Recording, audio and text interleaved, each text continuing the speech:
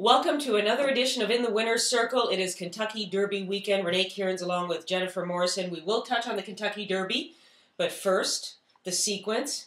Your top 5 moments from last weekend.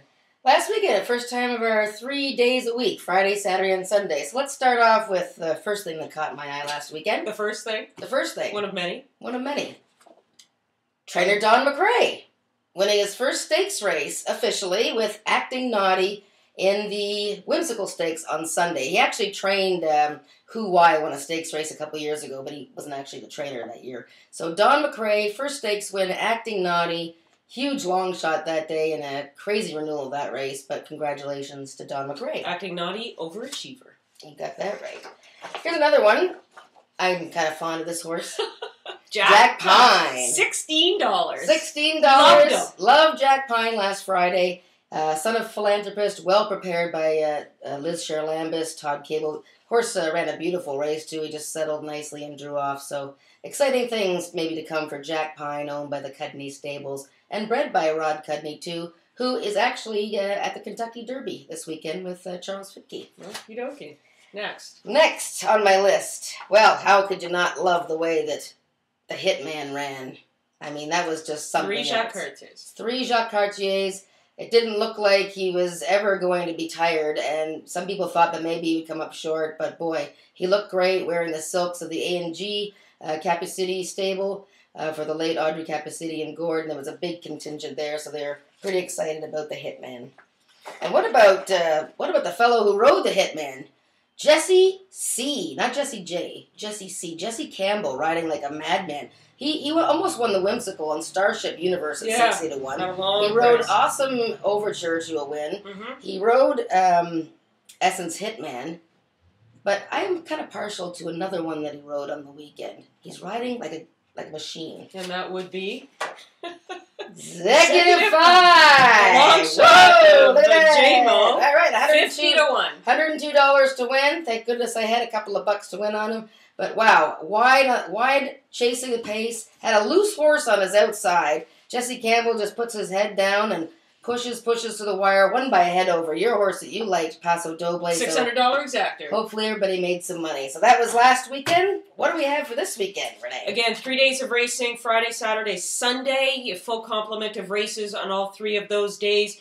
We're going to focus in on just a couple of races from each day. In fact, only 1 race from each day. Friday, 6, and then we're going to talk about the 2 stake races on the weekend because we want to touch on the Kentucky Derby as well. Race number 6 going on Friday afternoon. Ontario Sire, known as If 2 Life, going 7/8 of a mile. Very interesting entry of Silent Admirer and County Lineman. Silent Admirer going for Reed Baker, second lifetime start, picking up Lasix. Both these horses by silent name. The other one going for Mark Frostad, a winner going 7/8 in his second lifetime start last December.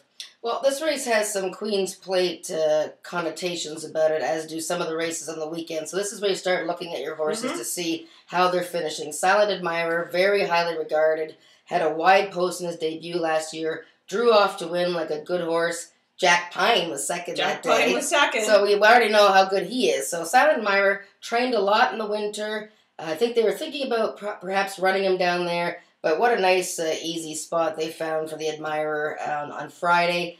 You know, we're not offering much value here. He is first-time Lasix. So I was thinking, why don't we toss out the cinch exactor here? Okay. Silent Admirer onto Phil the Fox. Phil the Fox. Okay. I like the way Phil the Fox ran last time. He actually sideswiped another horse turning into the stretch last time, but he closed well. He was winter trained, winter raced. So there's your horses. Silent Admirer onto Phil the Fox. You know, County Lineman is still a good horse. I don't know what was going on in his last 2 races. And, you know, Keeneland and Florida didn't like the dirt or didn't like that poly. It didn't work out. But anyways, if you like County Lineman, you're not going to get very good odds anyways as being coupled with Silent Admirer. I like another couple of horses maybe to throw in on a ticket. Compadre's Time going for Carlos Grant. He won his second lifetime start last season. He's been working forwardly. 10-pound bug Nick Webb is going to ride him, so there's going to be a price there. And then Silo Ridge going for Zelko Kretschmar. He's a 5-year-old, and he won at the distance, and he actually does have a very good record at the distance, and Steve Bain is going to be aboard. So a couple of long shots, but no doubt about it, the entry of Silent Admirer and County Lineman will be heavily backed, but there is always value to be found, and of course that falls in that first pick 4. So that's Friday, 10 races on tap. The on-track feature on Saturday afternoon is the Fury, and that is for the 3-year-old fillies. It's restricted to Ontario-bred fillies, going 7/8 of a mile, and already a stake winner this season is Rutham's Triple E's. She took the Star Shoot and did so at 9-1, beating Leinen, who was one of the heavy favorites in that race. Yeah, it was an interesting race because Rutham Triple E trained up at Pine Valley Training Center, drew the rail for the Star Shoot, was the only Ontario sired horse in the race, and was very strong in the stretch to hold off the winter race Leinen, who is not eligible for the Fury Stakes. Rutham Triple E's gets the rail again. I think she's, obviously very vulnerable to a bounce here. She ran hard. This is a much more competitive field, a larger field, and I'm looking elsewhere. What about Tisro? Where are you headed? Tisro is an interesting one. She exits a race going a mile and a 16th on grass last time out and behind Emotional Kitten. I thought that was a pretty decent effort. Also in that race was Smart Fly going for Malcolm Pierce. She's back here at home. I think Malcolm's going to have a really good year with the Samson horses this season. And Aunt Els is at 3-1 on the morning line, but she hasn't run since last year. Well, she got a lot of ink coming into this race. Aunt Els, she trained in South Carolina. Her workouts are absolutely stunning. The times have been great. Certainly she's the horse to beat, but I love Tisro in this spot. This is a half-sister. Love? I love. This is a half-sister to Jambalaya. She's got the pedigree. She's a big, long-striding filly. If you watched her last race at Keeneland, where she came off the winter layoff and she ran on the grass, she had a lovely trip for the most part. On the inside, just taking her time. Contreras letting her do her own thing. Except turning into the stretch, things got very crowded for her. She lost a path. He had to pull her out and try and rally again. I love the way she finished that day, and I just think she's going to love a one-turn poly-track race. I love Tisro. It'll be interesting to see how the poly-track plays. We've had some really good weather here in the GTA. It's been about 20 degrees, 18, 20 degrees just about every day. Whether it's a speed-favoring strip or whether closers might have an advantage, that's something that we don't know right now. No, and I think the weather's going to be exactly the same for the next, week, for right sure. Through the weekend, yeah. And not a lot of wind, so, hopefully we'll get a nice, even surface, and it'll be fun to watch the horses coming from all over the place. I think there should be a fair amount of speed for a horse like Tisro. Rutham's Triple E's could be a speed horse. Rutherford Road, she won going gate to wire, going 7/8. Mind you, that was on turf, but still, she's got some early foot. Spring in the Air, we haven't talked about her yet, going for Mark Cassey. She exits the toughest last race of anybody in the group, and that's the Grade 1 Ashland, a race that was won by Emollient.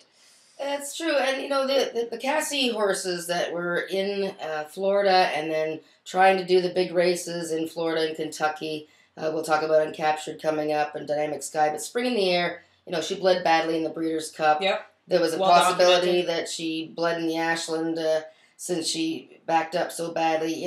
I just don't know where these horses are at right now. Obviously, she's a class filly, is a Grade 1 winner in this field. She was a champion 2-year-old filly. But, if you're going to get, 2-1, 5-2 if she's 5-2 morning line, then you're not, it's not any point in betting a horse like that because you don't know where she is right now in her mind and where she's going. So physically, you don't know where she is. I know a horse that Paula Tard liked quite a bit, and she actually won her first 2 lifetime starts. Original Script. This is a horse that's sent out by the Chiefswood Stables. Now, she ran in the Gulfstream Park Oaks in behind Dreaming of Julia. I mean, it doesn't get much better than that. She comes here and picks up Lasix. Getting back home, cutting back in distance. Maybe what's your opinion on her? Well, I think the Chiefswood horses must be respected. They're all coming into their races, no matter what trainer it is, and they're well prepared. She's been winter trained. Okay, she was beaten 40 lengths by Dreaming of Julia, who probably will win the Kentucky Oaks tomorrow. Yeah. So you have to give her another chance. I think she's certainly a horse you can use in triactors and superfectas.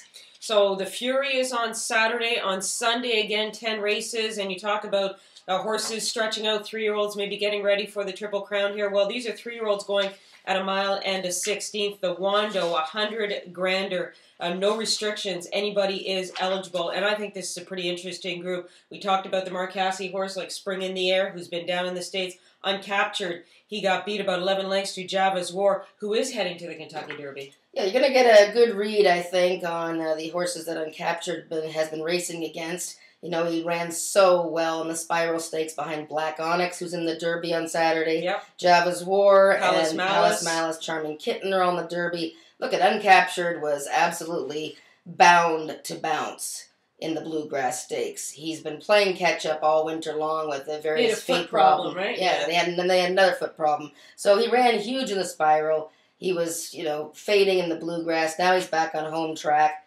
Let's see how it does. I'm still not totally convinced that a mile and 16th is his best distance, but compared to the other horses in this race, he's obviously the class horse, supplemented for $2,000 to get into this field, so that wasn't really on the plan, I guess. The entry mate, or the stable mate, Dynamic Sky, had a good time in Tampa for a while. Again, I don't think a mile 16th is his best distance, and I've said that before, and I don't know where he stands in his mindset. So certainly if you're looking for value, there's other horses that we can like in the Wando. Dynamic Sky, he's had some pretty decent buyer speed figures, no doubt about it. To me, he looks like a closer. The blinkers come off, though, and he seemed to have done his best running last season without the blinkers.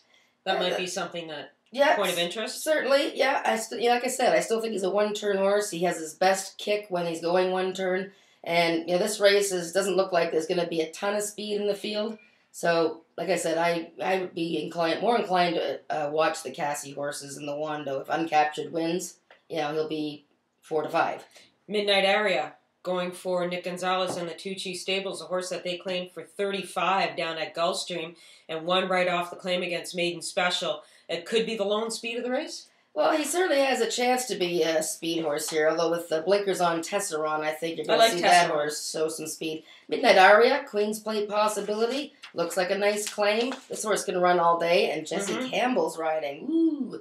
So you're looking for a price there. Yeah, he picked up the mount on Artie Hot last season for the Tucci Stables. They won 3 in a row. He just finished 3rd in his first start, so I tend to think that the Tuccis might be leaning towards him. You go with what's been working for you, but I do like Tesseron a little bit. The blinkers go on. I know he didn't run all that well in the bluegrass last time out. Trip line, off slow, saved ground. I just don't think it was his day. It was his first start off the shelf at a mile and an eighth, a bit of a tough task. Now he's had one under his belt. He's continued to work well. Justin Stein riding back the son of Tappet that I think has a bright future. Yeah, I like the way he actually ran the first half of that race. He moved up the inside like he was going to do something, but it was kind of a premature bid, and then he got shuffled back. The American breds in here are no slouches. Are You Kidding Me is really coming off of an excellent race at Keeneland. So you have to watch the American breds here versus the Canadian breds. See how it pans out. Pyrite Mountain is a Queen's Plate hopeful. He's going in the right direction. But you might have to watch the horses that have been winter raced and doing well. The Tesserons, Are You Kidding Me, and Uncaptured. Probably the 3 in there, but it's a tough race to single out one definitive horse. The only thing is that Uncaptured, to me, is going to take a ton of money. Exactly. So there's definitely going to be value found elsewhere in a horse like Are You Kidding Me that likes this course. Tesseron, I think, could be a pretty decent value play also. I think there's going to be lots of value in that race because the money, to me, is going to go on Uncaptured. That's right, and I think that's the way to go if you're, you want to bet the races and bet the Wando, take the value. You have to. Yeah, I mean, throw Uncaptured in if you're doing a try or a superfecta, put them in there somewhere, box them, but throw some money horses in there as well. There's going to be lots of money horses going in race number 11 on Saturday afternoon at Churchill Downs. It seems like it takes forever. We start talking about the Kentucky Derby really last season when we look at all the 2-year-olds and, try and project who is going to be the one that's going to mature into a horse that wants to go a mile and a quarter. Well, today's the day for any of those horses to prove it. We've got a big field of horses, and very often it can be a roughly run race. Well, this is why, especially the Kentucky Derby, we've been looking at these horses and studying these past performances for this field alone for 2 weeks. Never mind the fact that we were thinking about Shanghai Bobby and other horses last year, and they're all by the wayside. So now we have 5 Todd Pletchers. We have Shug McGahee going for his first Derby win. It's hard to believe he hasn't won the Derby. Yeah, for everything that he's done. It's a tremendous betting race. Absolutely tremendous. There's no way I'm taking low odds on Verrazano or Orb if they're 3 to 1, 4 to 1 or less. I'm not taking those horses. I'm looking for value here. And I've come up with, I think, a couple of good long shots. And both of them are trained by Todd Pletcher. Maybe. Palace Malice. Yeah, you like Palace I really like that horse. He had a horrible trip in Louisiana 2 starts ago. It says stymied in the running line. That's a pretty good comment. He had absolutely nowhere to go, so... That was a rough race, too, though. It was a rough race, a lot of horses finishing and horses bouncing off the railings. Then he came back... off the railings. Then he came back and ran the Bluegrass Stakes, which I thought was a really good race, except he was the one horse chasing Rydillic, who was leading, turning for home, and he sort of had to make his move when his jockey asked him, and he led late and got nailed around the wire by Java's War. who's one of 2 horses that Canadian Charles 50 owns. The other long shot I like, and Palace Malice is 20-1, so I'm thinking Dogwood Stable. Here's a syndicate group that's been in the business forever and has never won the Derby. My other long shot is Windstar Farms Revolutionary. I think this horse is a real fighter. Sorry about the pun there. If you want to go for the puns. Anyways, Revolutionary, real battler here. He won the Louisiana Derby with a very wide trip, came from far back, and won by a head. I think this horse has just looked beautiful in his training all week. I've been watching him. Calvin Burrell, if you think he can win another Derby, but, there's certainly nothing wrong with him riding the horse. So those are my 2 big long shots, Palace Malice and Revolutionary. Well, sticking with the battle theme, Normandy Invasion is the horse that I like in here. I really like the way he finished up in behind Verrazano, and that was the Wood Memorial. I find horses coming out of the Wood Memorial generally have a good showing when they get down to Kentucky. It was his second start off the shelf. He took a lot of money and was the favorite in behind I've Struck a Nerve and the Risen Star. We talked about that horse, that he would take money, and being his first start, false favorite. And it ended up, he finished 5th. He only got beat 2 lengths, but still, he took a lot of money. I think he got a ton out of that race. To me, it just looks as though he's peaking. Light on experience, no doubt about it. It looks as though he could be peaking. Chad Brown is the conditioner, and Javier Castellano is riding him back for the second time. I'd like to think that he learned a bit about him when he rode him for the first time in the Wood Memorial. Oh, and he ran very well, didn't give up. It was trying to close on Verrazano, and this morning there was some footage of him training very strongly at Churchill Downs and almost running off this morning. They cannot keep him on the ground, apparently. So Normandy Invasion, I've been on him since last year, and I just don't know what kind of odds I'm going to get on him, but he will be on my tickets. What about Lucas? Will Take Charge. What do you think of that? Can Lucas get a horse that... Can he fabricate a horse that looks as though he's got okay talent into a Kentucky Derby legitimate contender? I think Wayne Lucas's best shot is with his other horse for Calumet Farms, Oxbow. I'm a little skeptical about what's going on with Will Take Charge. He won that race, the Rebel, and hasn't been seen since. The reports on his training and his workouts haven't been that great down there. Oxbow, meanwhile, is just a monster. I mean, he's out there dragging this exercise rider around, bent in half. That horse has got an outside chance to hit the ticket there, I think. I mean, Oxbow, kind of interesting to me. What do you think about Golden Sense? Golden Sense. Speed, but California speed. California speed, yes. Yeah, Doug O'Neill sending that one out, the son of Into Mischief, with Kevin Krieger, who's looking for his first Kentucky Derby. There has been a fair amount of moving around of jockeys trying to secure some of these mounts. Mike Smith now riding Palace Malice. He had ridden Oxbow in the Rebel, but Gary Stevens rode him in the Arkansas Derby, so he's back aboard. Calvin Burrell riding Revolutionary for Todd Pletcher, so that means that Golden Soul needs a rider. That goes to Robbie Alvarado. So, just trying to keep up with who's riding who can be a bit of a tough task. But I like Normandy Invasion. He's 12-1 on the morning line. I think you'll probably get a pretty square price at about 10-1, I would say. I don't see an overwhelming favorite in here. I know Verrazano will go off as the choice. I think him and Orb.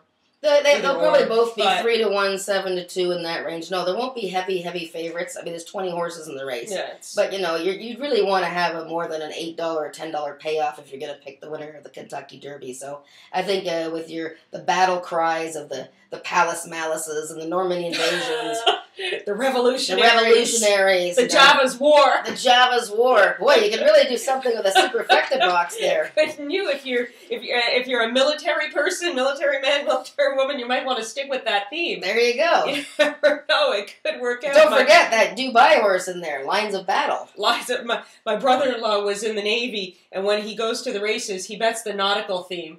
Todd Around was a horse that he made a fair amount of money. There you go. Well, that's the kind of people that are going to be looking to bet horses on Kentucky Derby Day. Bring everybody out and let's have some fun. It should be a lot of fun.